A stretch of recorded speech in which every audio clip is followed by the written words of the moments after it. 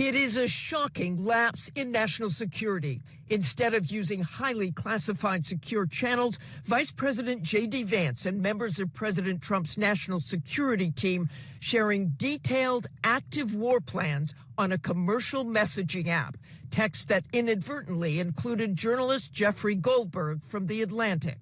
An extraordinary mistake that the White House now acknowledges. My reaction was, I think I've discovered a massive security breach. As he reported in The Atlantic days before the U.S. attack on the Iranian-backed Houthis in Yemen in mid-March, Goldberg wrote he was surprised to be added to a group chat on the app Signal, apparently by National Security Advisor Mike Waltz.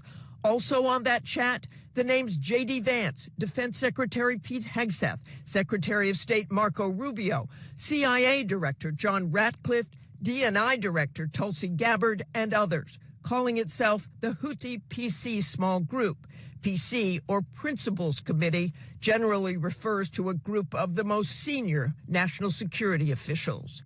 At 8:16 on Friday, March 14th, Vance, texting the group about the possible strikes on Yemen, I think we are making a mistake, pointing out what's happening off the coast of Yemen affects European trade more than U.S. trade.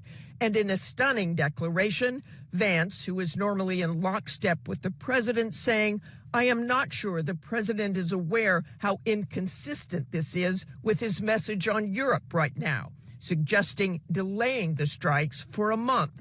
At 8:27, a response from Pete Hegseth saying that waiting will not change the calculus, but it could make the administration look indecisive.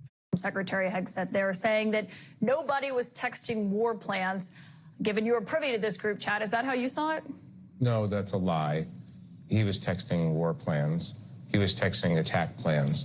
When targets were going to be targeted, how they were going to be targeted, who was at the targets, when the next sequence of attacks were happening. I didn't publish this, and I continue not to publish it because it felt like it was too confidential, too technical, and I worry, honestly, that sharing that kind of information in public could endanger American military personnel. But no, they were plans for the attack. They were texted before the attack. And there were things texted that you viewed as so sensitive, you did not even publish them in your report today. I made the decision that the technical aspects of this, including what kinds of weapons packages, the attack sequencing, and so on, that's not necessarily in the public interest. What's in the public interest is that they were running a war plan on a messaging app and didn't even know who was invited into the conversation. I mean, it's an obvious, ridiculous security breach, and he if you notice, he didn't actually answer the question. Hey everybody, welcome back. Tonight's going to be a little bit more on the serious note. What you just saw there, Jeffrey Goldberg, editor-in-chief of The Atlantic, has disclosed that Pete Hegseth is nothing but a liar. He was a liar during his confirmation hearings, and he's a liar now. Jeffrey has the proof in his hands that Pete Hegseth lied about not disclosing military plans, military times, military methods, and the such to anybody during that Snapchat conversation. Now, why on earth would you have a conversation of that type on Snapchat? I spent the last 25 years of my working career in IT, as most of you know, with the last 10 of it being in security, both operating software security, network security, and data center security. It's not uncommon, and it's happened several times in my career, where we were having a group conversation about something going on in the corporation when someone would notice there was someone on there whose name didn't match up with who was supposed to be there. The conversation would be brought to a stop immediately. We would ask that person to identify themselves, and if they failed to identify themselves, we would drop them, drop our own channel, and start a new channel, just so they couldn't get back in. That's network security at a corporate level. What are they doing at a national level? Pete Hegseth swears up and down that he didn't disclose anything, and yet his text messages clearly show that he and others on that chat were having conversations about where, when, and how. This administration lies so often and so flagrantly and so blatantly to your face that their credibility at this point is completely gone. Who could ever believe anything else they say? I get that mistakes get made. Not at this level, not at the level where the president says he doesn't know anything about it, but he's okay. His guy has learned a lesson. Ladies and gentlemen, American service members' lives were at stake. If anybody other than the editor-in-chief of The Atlantic had gotten a hold of that, or let's just say that he had decided to sell it, it would have been worth a fortune overseas. He could have retired on one payment. But what if that information had gotten into the Houthis? What if it had gotten to Iran? Can you imagine the outcome of that mistake? But this current administration just blows it off. It's like, yeah, it's nothing. It's cool. I didn't know anything about it. You know, what's good for the goose isn't good for the gander. I'm going to run something here for you about the past. If there was anyone other than Hillary Clinton, they would be in jail right now. This is a real deal, full-blown national security scandal. She was less than truthful about it repeatedly. And it goes to the issue of both competence and credibility. It is irresponsible for an elected official in her capacity to be discussing highly sensitive things on a format that she had to have known was not fully secured. I think it's why many of us felt that there should have been a prosecution started with respect to Hillary Clinton regarding classified emails. When you have the Clinton emails, when you have the fact that the sitting national security advisor, right now, Jake Sullivan, was sending and laundering classified documents into an unclassified server, on top of the fact that the sitting president of the United States admitted he had documents in his garage that you're going in and out of.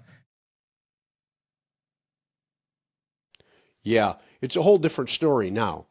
Now, all of a sudden, it's nothing, but back then, oh, they wanted heads on a stick. They wanted villages burned. They wanted everybody excommunicated. They wanted everything done to anybody that was involved with anything like what they've just managed to do. Now, the part that I find most disturbing is that not only does number 47 just kind of brush it off as nothing happened, but he swears up and down in front of TV cameras recording him that he knew nothing about it. And yet, look at this B-roll. Who's the person on the bottom row there? Susie Wild, his chief of staff. How did the president not know that this went sideways with his own chief of staff in the meeting, let alone everybody else that was from his cabinet, but his own chief of staff there, and he swears up and down he didn't know? How is that possible? Now you know why all of the inspector generals were fired. Now you know why Trump doesn't want anybody watching over his shoulder. He doesn't want checks and balances. Who authorized him to make a wartime strike on an enemy country, on an enemy combatant? I didn't hear Congress say anything about it, and Congress is the only one that can launch war attacks. They have to approve it.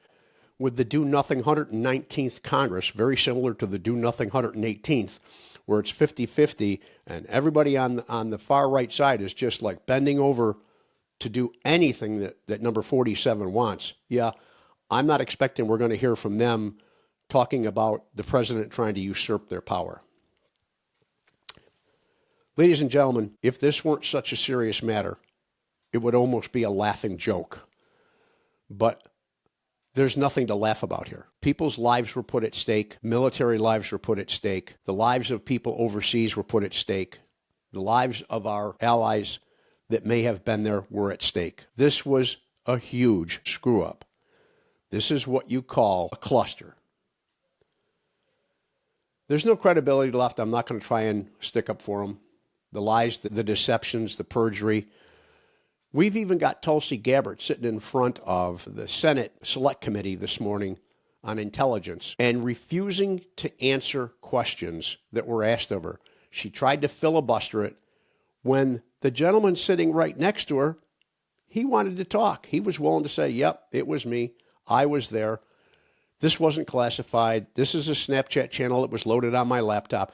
Tulsi Gabbard sat next to him in her smug little way and refused to answer anything, the same as she did during her congressional hearings. Sound familiar? There's enough going on here. You all are watching the news clips. There's more news to come out. I believe the editor, Jeffrey Goldberg, I believe his name was, from The Atlantic, the editor-in-chief, I believe him more than I believe anybody else in this entire story. So, with that, I'm going to remind you that we've got a poll running here on the channel. Down below, there's a link. I'm going to try and put it in the comments, and I'll also put it in the description, and I'll pin the top comment with a link to it so that you can go take the poll. It's a simple 10-question poll.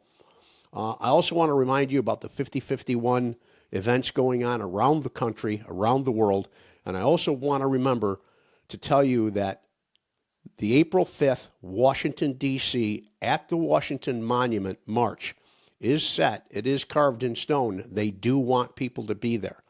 Check it out. I'm going to put a B-roll here with a link to whatever they've got going on. And with that, I think I'm going to just call it a night here, folks. This has just been one of the craziest days since this administration has started. Again, thank you. If you've made it this far, just give me a thumbs up down below. I'd sure appreciate it. It's helped builds the channel. It helps keep the algorithm going so that we get spread out to more people around the world. It lets the rest of the world know that we, the people here, aren't lying down for this. It's not going to happen on our watch. But anyways, thank you so much. Have a wonderful evening, and thank you for being here. Good night.